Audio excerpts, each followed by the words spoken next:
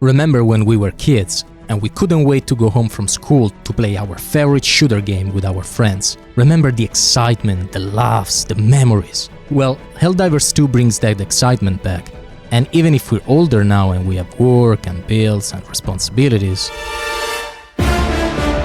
we can still enjoy a few hours of pure adrenaline-infused camaraderie while blowing up enemies with friends and fellow troopers, or divers. To simply put it, Helldivers 2 brings the word fun back in the video game industry. And how it does it is simple, yet revolutionary.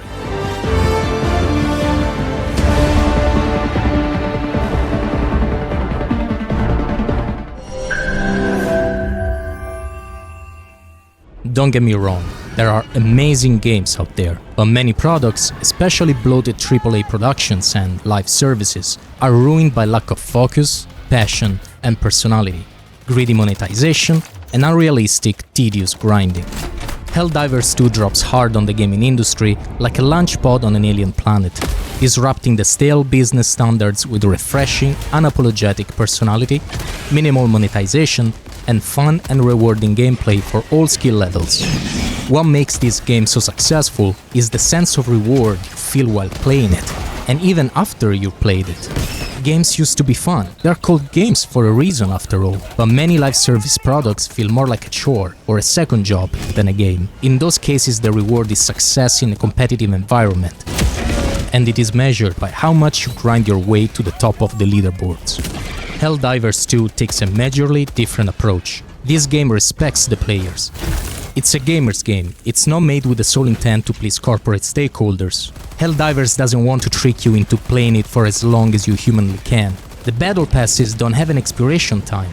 They'll always be there so the player can enjoy the game at their own pace. There is no FOMO, just the pleasure of gaming. The sense of reward you get from playing Helldivers 2 is not about how many points you score or where you place in the leaderboard. The reward is the fun you have playing the game. If you win, you're happy you played. If you lose, well, you're still happy you've played. Sure, there is an added sense of accomplishment from completing a mission and its side objectives, or getting medals and having cool stats. But the real deal is just to be present in the moment and feeling like you're the protagonist of the best sci-fi action movie you've ever watched. Stories unfold on the battlefield, always new, always fun, and with incredibly high replay value. The storytelling doesn't come from scripted scenes, but from your actions on the battlefield, from the memories you share with your fellow divers, being them your friends or just other dudes that love to blow stuff up for the glory of Super Earth. While this is a game that you can play solo if you want, I strongly advise against it. This game is the epitome of co-op shooters. If you play solo, you would miss the very core of the game, and the chaotic fun that unfolds every few minutes. Also, the most difficult and rewarding missions would be almost impossible to play alone. Helldivers clearly has cooperation as its priority. The nice touch is that there is no PvP combat, and even the rewards for completing main and side missions are collectively acquired by all team members. This game brings players together in a mostly very friendly and active community where everyone is talking to each other and is supportive to the rest of the team. Another important feature is that Helldivers 2 supports crossplay, so PC and PlayStation players can join the same lobby and fight alongside. But who are we fighting for? And what enemies are we facing? We don't need to know much about Helldivers 2 before we, well, dive into it. There is some interesting lore to explore, sure, but the concept is pretty simple. In a futuristic dystopian universe, humanity has expanded in the galaxy and has created the Super Earth Federation. We are part of an elite unit called Helldivers, and our only purpose is to exterminate alien life forms that are a threat to Super Earth and its managed democracy, as they call it in the intro. This game does such a great job in combining Hollywood-level cinematography and production value with fun and unapologetic B-movie humor, and the intro perfectly encapsulates it. The opening is a clear homage to Starship Troopers. The over-the-top acting, the goofy scenes mixed with epic shots and music, and the blatant military propaganda that with the best Saul Goodman smile tells us that war is not just a necessary evil. Actually, it's not evil at all. In fact, war is awesome.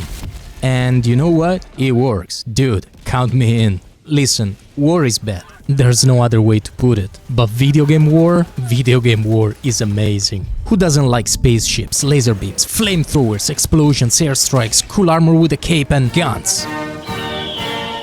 We players love it, and the Helldivers 2 devs know that. In fact, judging by the passion they put into this game, they love it too. Well done Arrowhead and Sony. Today I enlist to join my fellow divers to spread managed democracy in the galaxy. I love to bring freedom to other planets in the form of billions of dollars worth of ammos raining on the enemy. I mean, look at this. How can anyone not love it? Helldivers 2 sold nearly 3 million copies in less than a month. And it is such a success that the staggering amount of concurrent players, 460,000 was the peak on Steam, has crashed the server several times. I can't think of any game in recent memory that has united a player base quite like Helldivers 2 has. To add to the sense of cohesion among the players, there is the meta war, which is the final touch that made us completely buy into the Helldivers fantasy. At any point we can check the dynamically shifting front lines. Helldivers players' actions contribute to the liberation of planets across the galaxy, and our progress as a community is conveniently visualized in percentages referring to each planet. If the community successfully completes enough missions on a given planet, that planet falls under the control of Super Earth. If the community fails as a whole, that planet is reconquered by the enemy. There are two enemy alien races, the Terminids, giant bugs akin to the ones in Starship Troopers, and the Automatons, Terminator-like robots. We fight against these aliens on different planets with dynamic weather and day-night cycles. And while the main alien races are just two, for now, there is still a very good variety of enemies and objectives, depending on type of mission and difficulty level. Trust me, you won't get bored easily with this game. Liberate every planet in a sector and the galaxy's frontline can be reshaped. This overall goal to push back the eastern and western fronts plagued by the automatons, robots and the Terminid insects is made surprisingly engaging by the way your contributions help push forward day-to-day changes to the bigger picture. This compelling mechanic is not ruined by missions that are too easy or too hard on the player. Since there are many different difficulty levels to choose from, both newbie shooters and experienced players can have a ton of fun and contribute to Super Earth's supremacy. This game talks the talk, with its satirical personality, stunning graphics and sharp sound design. But it also walks the walk, with its engaging gameplay, compelling loop and chaotic action. This is a gamer's game, a fun and visceral adventure that persistently keeps you on your toes, forcing you to constantly evaluate the situation, check your ammo, and change your approach depending on the mission's objective and what kind of enemy you're facing. Depending on your playstyle, you might choose among different weapons like assault rifles, shotguns, machine guns, sniper rifles, and flamethrowers. The smaller caliber weapons are always equipped. Other weapons, the higher caliber ones, need to be called in from the mothership orbiting the planet and will be sent to the planet's surface via dedicated drop capsules. The inputs for calling in heavier support weapons are called stratagems. And you can also call in airstrikes, laser beams, napalm artillery, automated turrets, ammo, reinforcements, and much more. Stratagems are both fun to use and crucial for the success of a mission. It's important to, strategize about which stratagem to use and when, but this doesn't take away from the always very dynamic action. On the contrary, it adds mayhem and fun to it. Especially when you accidentally blow up your friends calling an airstrike a little too soon or a little too late. Belonging to the two main enemy alien races, we find different enemy types. Some are fast and light armored, some are heavily armored and slower, and some are deadly tanks and bug titans.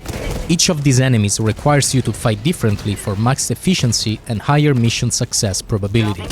Some enemies you need to shoot with armor-piercing rifles, but you can also use standard guns aiming at their back or under the armor. Some others you need to shoot their legs off, some you need to shoot in their robotic eye, and some, you need to make them go boom as quickly as possible. We also have a great variety of missions. Some are simply exterminate the aliens and blow their nests, others are a little bit more elaborate, but never too complex, like sabotage base supplies or destroy transmission towers. We also have a bunch of optional objectives like destroy rogue research stations or launch a nuclear missile. This is already a great package of content for $40, and for how much fun and replayable this is. And the devs also promise to introduce more missions, vehicles, and enemy types in the future. I believe that this Helldivers 2 revolution has just begun, and if the devs keep doing what they're doing, we'll have years of fun ahead of us. I can't recommend this game enough. If you're still uncertain, watch videos on YouTube, read opinions online, but at the end of the day, trust your guts. So join us. Be Super Earth's last line of offense. Be a hero. Be a Helldiver.